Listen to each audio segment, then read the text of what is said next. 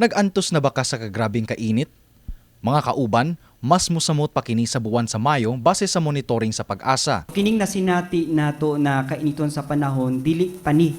So makasinati pang mas init at the end of this April and month of May base sa atong historical record. Gibutyag ni Pag-asa weather specialist Jomer Eclarino nga posibleng masinati ang sobrang kainit sa temperatura sa tibok nasod, ilabi na dinhi sa Sugbo. Base sa klasifikasyon sa Pag-asa, ang extreme caution category nga mulanat ngadto sa 33 degrees Celsius ngadto sa 41 degrees Celsius mamahimong hinungdan nga makasinati og heat cramps og heat exhaustions. Samtang ang danger level nga 42 degrees Celsius ngadto sa 51 degrees Celsius nagdugang sa dakong posibilidad nga masinati ang heat stroke. Apan taliwala ni ini, wala panumbalingan ni Tatay Dodong 69 anyos usa ka street vendor ang kainit sa panahon. Sa pagpaninda, okay raman. May maninda kay exercise pa. Nabi na mapilidad na ako ngayon, 69. Kasi milo ko inog tubig nga. Kuhan lang ko ka ng sanin na. Borong tubig lang. Masan ko yung ibate nga, doon ako high blood. Alas 7 pa lang sa buntag, lakwo na ni Tatay Dodong ang kadalanan sa Mambolo, Tinago ug sa Barrio Luz, sulob ang long sleeve ug kalo, isip panagang sa nagpamaak nga kainit sa adlaw. Mga kauban ning pagbukas sa buwan sa Abril gipanlantawan sa Pag-asa ang pagsaka sa temperatura ug kini mulanat pa sa Mayo, ang giisip nga labing init nga buwan sa tuig. Tungod ni ini, nagplano ng pipila ka mga estudyante dinhi sa Sugbo sa pagbisita sa pipila ka mga tourist spot sa Sugbo aron magpabugnaw. Ila usab gipaambit ilang mga pamaagi aron mabuntong ang kainit nga nasinati karon sa Sugbo. Whale shark, sumalog.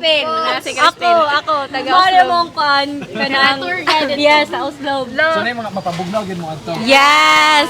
So mga kay, kuan naman kanang electric fan din, kanang drink og mga iced nga kuan gali nga bugnaw. Yes.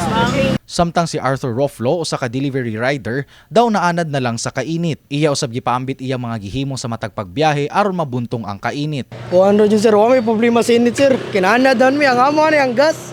Prote yung mahal. Wajad may allowance, gamay ra kay allowance, kwinta ra. Tabon payong long sleeve. Moro sir, long sleeve. Dili ka magbaon ng tubig. Hugog ra.